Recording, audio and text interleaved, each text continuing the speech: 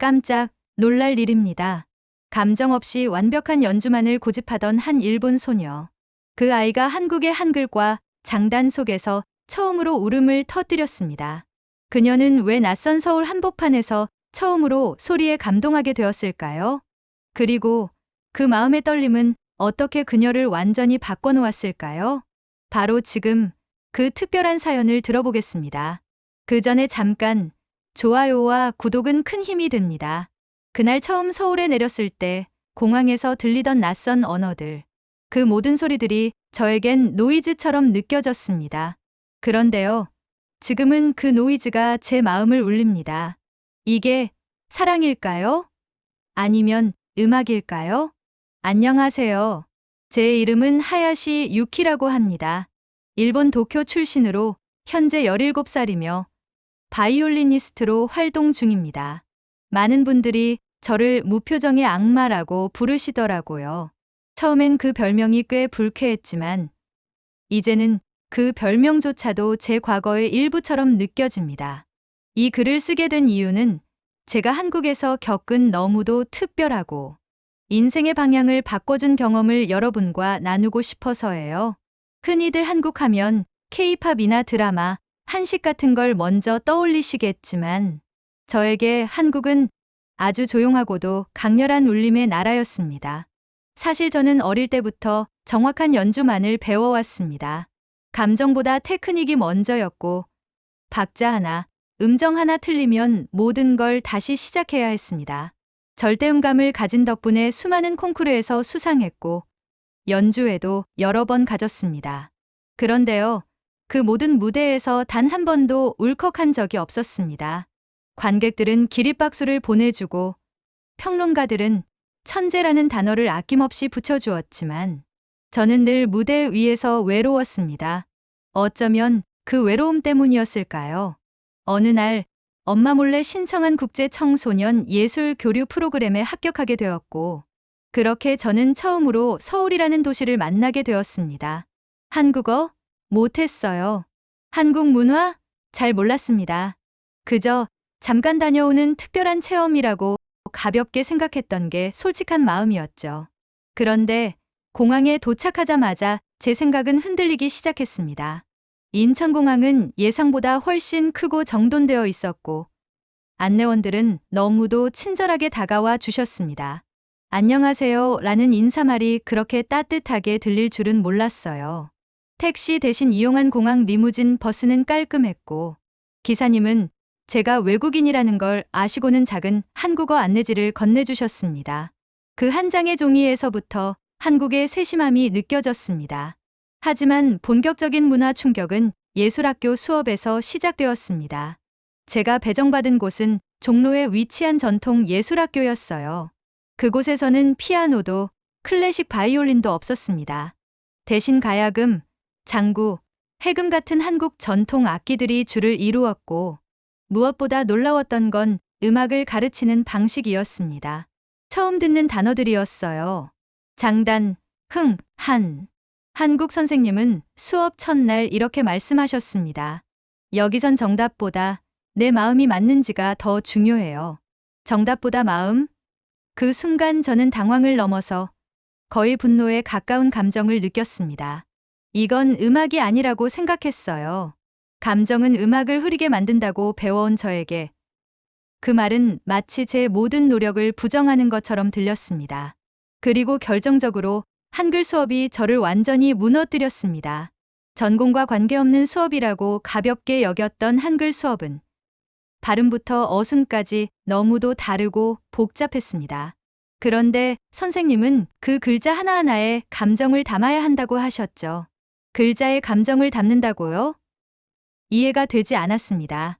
심지어 낭독 연습을 할 땐 제가 소리를 낼 때마다 선생님은 그건 내 목소리가 아니야 라고 하셨습니다. 저는 좌절했습니다.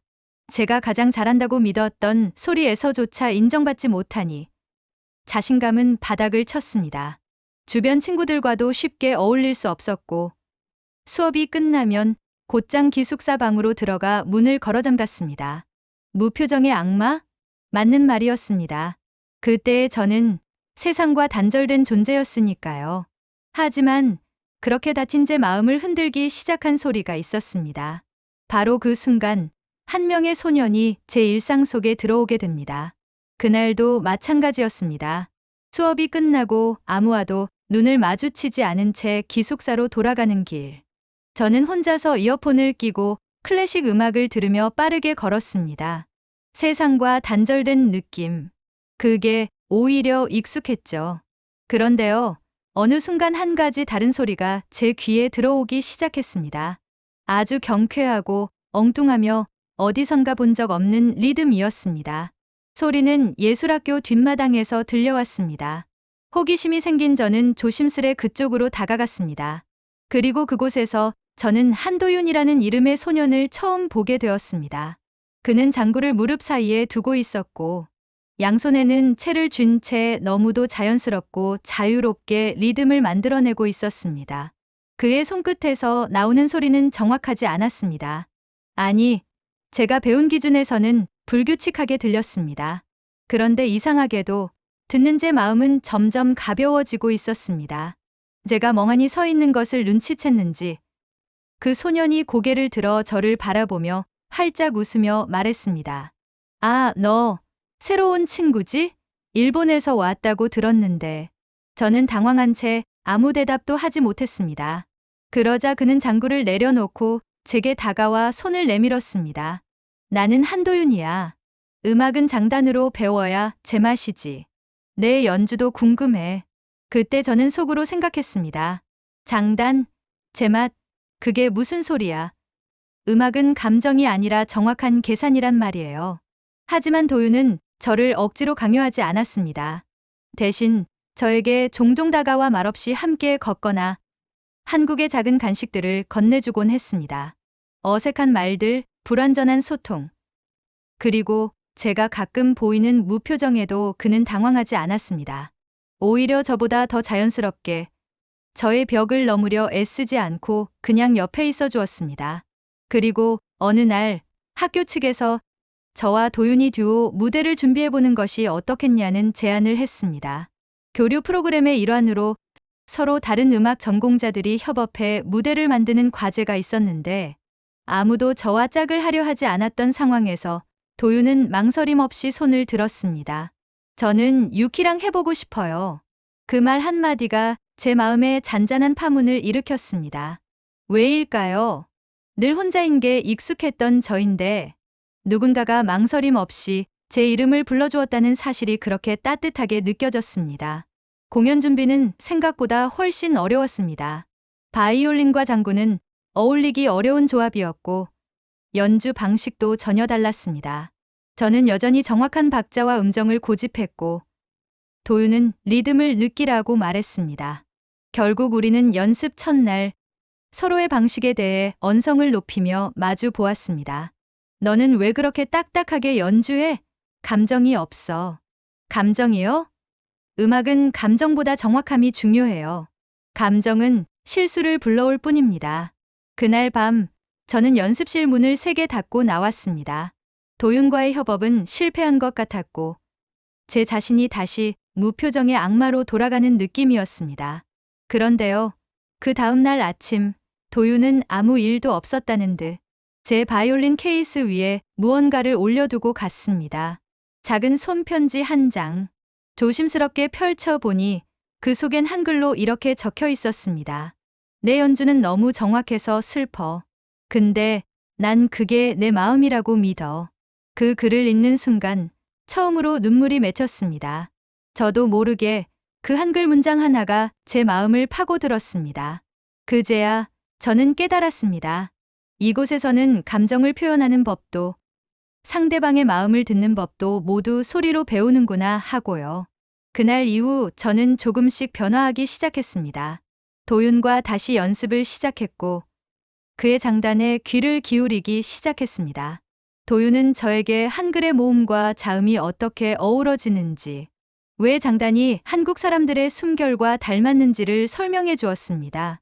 처음엔 어렵고 복잡했지만 그의 설명을 듣다 보니 언어도 음악과 닮았다는 생각이 들었습니다. 자음과 모음이 만나 하나의 소리를 이루듯 저와 도윤의 음악도 그렇게 어울려야 했습니다. 그렇게 저는 점점 마음을 열게 되었고 도윤의 리듬 속에서 감정을 느끼는 법을 배워가기 시작했습니다. 이전엔 느낄 수 없었던 심장이 뛰는 소리, 소리 너머의 이야기, 그 모든 것들이 저를 바꾸고 있었습니다. 그날은 여느 때보다도 따뜻한 햇살이 내리쬐는 오후였어요. 도윤과 저는 서울 북촌의 작은 공연장에서 열릴 교류 프로그램 발표회를 위해 리허설에 몰두하고 있었습니다. 공연까지는 이제 일주일도 채 남지 않은 상황이었고 저희는 서로의 음악을 점점 이해해가며 하나의 조화를 이루어가고 있었죠. 도윤은 말없이 장구에 채를 들어 올렸고 저는 숨을 고른 후 바이올린 활을 들었습니다. 장구가 두세 번 심호흡을 하듯 둥둥 울리고 그 위에 바이올린의 멜로디가 얹히는 순간 무언가 말로 설명할 수 없는 감정이 밀려왔습니다. 처음이었어요. 악보에 없는 감정을 담아 연주하는 그 순간 저의 손끝이 미세하게 떨리고 있었습니다.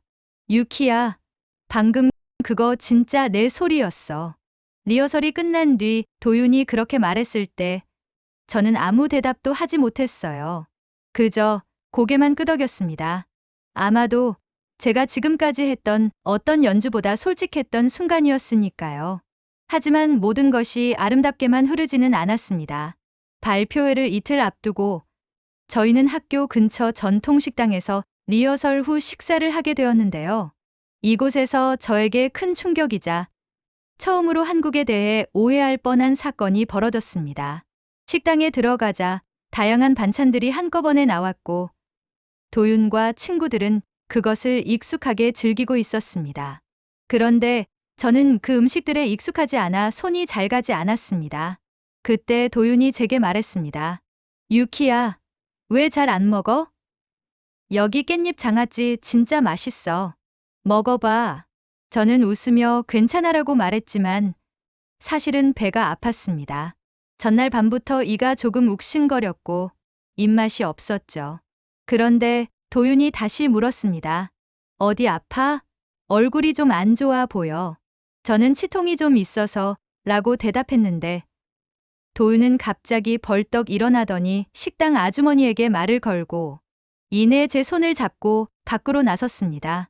지금 치과 가자라는 말과 함께요. 저는 당황했습니다. 한국에 와서 치과를 간다는 것은 상상도 못한 일이었고 무엇보다 공연을 앞두고 이가 아프다고 말한 것이 괜한 짐이 될까 걱정스러웠습니다. 그런데 도윤은 단호했습니다. 이대로 공연하면 더 안 좋아져. 한국은 치과 진료 빨라. 괜찮아. 내가 도와줄게. 그렇게 끌려가듯 도착한 치과. 생각보다 현대적이고 깔끔한 외관에 놀랐고 영어 안내가 잘 되어 있어 이해하기도 쉬웠습니다. 하지만 정말 놀라운 건 그 이후였습니다. 진료 접수 후 10분도 채 안 되어 치료가 시작되었고 의사 선생님은 차분하고 정중하게 저를 대해주셨습니다. 치료는 금세 끝났고 비용은 일본과 비교할 수 없을 만큼 저렴했습니다. 이게 정말 가능한 거예요? 라는 제 질문에 도윤은 웃으며 말했습니다. 응, 여긴 한국이니까. 그날 밤 저는 제 일기장에 이렇게 썼습니다. 오늘 한국이라는 나라를 조금 더 알게 되었다. 그리고 도윤이라는 사람을 더 이해하게 되었다. 마음을 나누는 일은 어렵지만 그게 진짜 음악의 시작일지도 모른다. 다음 날 도윤은 제게 작은 편지 하나를 건넸습니다. 유키야, 음악은 연주가 아니라 이야기라고 했잖아. 근데 내 이야기가 점점 멋져지고 있어. 그 편지를 읽고 있던 저에게 도윤은 한글 단어 하나를 또박또박 가르쳐 주었습니다. 울림. 이게 오늘 너한테 어울리는 말 같아. 그 말을 듣고 제 마음 어딘가에서 무언가가 똑 하고 울리는 소리가 들렸습니다. 그건 바이올린이 아닌 제 가슴 깊은 곳에서 울려나온 진짜 소리였어요. 공연 전날 밤 저는 다시 무대에 섰습니다. 빈 무대에서 도윤과 함께 마지막 연습을 마친 후 무대를 내려오며 저는 이렇게 말했습니다. 내일 저 진짜로 연주할 수 있을 것 같아요. 감정을 담아서요. 도윤은 활짝 웃으며 말했습니다. 기대할게. 너의 울림. 공연 전날 밤, 저희는 무대 리허설을 마친 뒤 공연장이 내려다 보이는 학교 옥상에 함께 올라갔습니다. 서울의 야경은 놀랍도록 조용했어요. 빛나는 불빛들 사이로 불어오는 봄바람은 바이올린의 활처럼 부드럽고 섬세하게 제 마음을 쓰다듬고 있었습니다. 도윤은 옥상 난간에 앉아 도시의 불빛을 바라보며 말했습니다. 유키야, 내가 처음 왔을 때 기억나? 아무 말도 안 하고 혼자만의 세상에 있었잖아. 근데 지금은 완전 달라졌어. 저는 그 말에 선뜻 대답하지 못했습니다. 제 안에서는 아직도 작은 목소리들이 속삭이고 있었거든요. 내가 진짜 감정을 느끼고 있는 걸까? 이게 진짜 나의 연주일까? 아니면 한국이라는 낯선 환경이 만들어낸 착각일까? 사실 저는 아직도 완전히 자신감이 생기지 않았습니다. 어린 시절부터 틀리지 않는 것을 최우선으로 배워왔고, 느낌은 위험한 것이라 여겨왔던 저로서는 이 변화가 아직도 낯설었습니다. 그런데요, 도윤은 마치 제 마음을 들여다보는 듯 조용히 한마디를 더했습니다. 유키야, 완벽한 음보다 더 힘센 게 있어. 그건 바로 떨림이야. 그 떨림이 사람의 마음을 움직이거든. 그 말을 듣는 순간 저는 눈을 질끈 감았습니다. 도윤의 말은 너무도 진실되어서 도망치고 싶을 정도였어요. 왜냐하면 그 떨림을 이제는 저도 느끼고 있었기 때문입니다. 잠시 정적이 흐른 뒤 도윤이 작게 웃으며 이어 말했습니다. 사실 나 처음에 내가 너무 차가워 보여서 말 걸기 겁났어. 근데 이상하게 내 소리엔 뭔가 있었어. 울지 않는데 슬픈 느낌? 말은 없는데 마음이 느껴지는 그런 연주. 저는 고개를 돌려 도윤을 바라보았습니다. 그리고 조심스럽게, 아주 조심스럽게 제 속마음을 꺼냈습니다. 도윤아, 저는 아직도 제 감정을 어떻게 표현해야 할지 모르겠어요. 그냥 이렇게 말하는 것도 처음이라 어색하고 무서워요. 그러자 도윤은 제 손등 위에 살짝 손을 올리며 말했습니다. 괜찮아. 음악이 다 해줄 거야. 내가 마음을 열기만 하면 그 소리는 내가 할 말을 대신해 줄 거야. 그 순간 저는 어떤 결심을 하게 되었습니다. 내일 무대에서 저는 더 이상 정확한 연주자가 아니라 저라는 사람 자체로 서고 싶었습니다. 실수해도 괜찮다고, 어쩌면 박자가 조금 흔들려도 괜찮다고, 마음이 담긴 연주를 해보자고 스스로에게 말했습니다. 기숙사로 돌아온 저는 처음으로 누군가에게 편지를 쓰기 시작했습니다. 받는 사람은 물론 도윤이었습니다. 한글이 서툴러 자음과 모음을 조심스럽게 조합하면서 써내려간 문장들. 도윤아, 너랑 함께한 시간이 저한텐 음악보다 더 큰 의미였어요. 내일 무대에 서는 건 연주가 아니라 마음을 보여주는 일이라는 걸 이제야 알게 되었어요. 고마워요. 너의 울림 덕분에 저도 제 울림을 찾게 되었어요. 그 편지를 다 쓰고 난 뒤 저는 편지지를 제 바이올린 케이스에 조심스레 넣었습니다. 그리고 바이올린 활을 꺼내어 다시금 손에 쥐었습니다. 활이 제 손가락 안에서 가만히 떨리는 것을 느꼈습니다. 예전 같았으면 이 떨림이 두려웠을 겁니다. 실수로 이어질까봐, 흐트러질까봐. 하지만 지금은 아니었습니다. 그 떨림은 제가 살아있다는 증거였고, 누군가를 향해 마음을 열었다는 증거였습니다. 다음 날 아침이 밝았습니다. 공연장은 수많은 사람들로 가득했고, 무대 뒤편은 긴장감으로 가라앉아 있었습니다. 저도 여전히 긴장했지만 마음 깊은 곳에 작지만 단단한 확신이 자리 잡고 있었습니다. 오늘 저는 음악을 연주하는 것이 아니라 이야기할 준비가 되어 있었거든요. 무대에 올라가기 직전 도윤이 제게 작은 종이 하나를 건넸습니다. 그 종이에는 한글로 이렇게 적혀 있었습니다. 지금 내가 느끼는 떨림, 그게 진짜 음악이야. 파이팅! 그 문장을 읽는 순간 제 마음은 조용히 울기 시작했습니다. 그리고 마침내 무대에 불이 켜졌습니다. 무대에 섰습니다. 수많은 관객의 시선이 한꺼번에 제게 쏟아졌고 그 속에는 긴장, 기대, 호기심이 섞여 있었습니다. 저와 도윤, 단 두 명이 무대를 가득 채운다는 것이 처음엔 너무 두려웠어요. 하지만 숨을 들이마시고 도윤의 눈을 바라본 순간 이상하리만치 마음이 가라앉았습니다. 저희는 서로 고개를 끄덕였고 도윤의 장구가 첫 장단을 시작했습니다. 둥둥, 두둥. 그 소리는 마치 제 심장의 박동과도 같았습니다. 그리고 저는 숨을 고른 후 활을 조심스럽게 바이올린 위에 얹었습니다. 처음으로 제가 느끼는 대로 움직인 활끝. 음은 조금 흔들렸고 완벽하진 않았지만 그 순간 제 안에서 울리고 있던 모든 감정이 음악으로 흘러나오기 시작했습니다. 슬펐던 시간들, 고립감, 혼란, 그리고 도윤과 함께한 따뜻한 순간들까지 모든 것들이 저의 바이올린 선율 안에 녹아들었습니다. 저는 연주하면서 처음으로 제가 말하고 있다는 감각을 느꼈어요. 단순히 음을 연주하는 것이 아니라 제 마음을 음악으로 고백하는 듯한 기분이었습니다. 도윤의 장구도 저의 선율을 부드럽게, 때론 힘차게 이끌어 주었습니다. 우리가 처음 만났을 때처럼 어색한 조화가 아니었어요.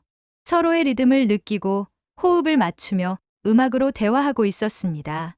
마치 한글 자음과 모음이 만나 하나의 소리를 만드는 것처럼 저희의 연주는 그렇게 하나의 이야기로 완성되고 있었습니다. 연주가 끝났을 때 저는 숨을 내쉬며 고개를 들었습니다. 그리고 그 순간 관객석에서 일제히 박수가 터져 나왔습니다. 어떤 박수는 조용했지만 깊었고 어떤 박수는 눈물과 함께 섞여 있었습니다. 그 안에는 단순한 칭찬이 아니라 공감이라는 감정이 느껴졌습니다. 저는 그 박수 속에서 울고 있었습니다. 무대 위에서 울음을 터뜨린 건 처음이었고 그 울음은 부끄러운 것이 아니라 감사함의 표현이었습니다. 나도 누군가의 마음을 움직일 수 있었구나. 소리로, 음악으로, 진심으로. 공연이 끝난 후 선생님과 친구들, 다른 참가자들이 저에게 다가와 포옹을 해주었습니다. 많은 이들이 한국어로 감동이었어요. 정말 아름다웠어요라고 말했지만 그 말이 꼭 한국어여서가 아니라 마음에서 나온 말이었기에 제게는 또렷이 들렸습니다. 며칠 후 한국을 떠나기 전날 도윤과 저는 종로의 작은 찻집에서 마지막 시간을 보냈습니다. 차를 마시며 저는 조심스럽게 한글로 쓴 편지를 도윤에게 건넸습니다. 그 편지엔 이렇게 적혀 있었습니다. 도윤아, 고마워요. 너 덕분에 저는 음악을 처음으로 사랑하게 되었고 소리를 통해 사람을 이해할 수 있었어요.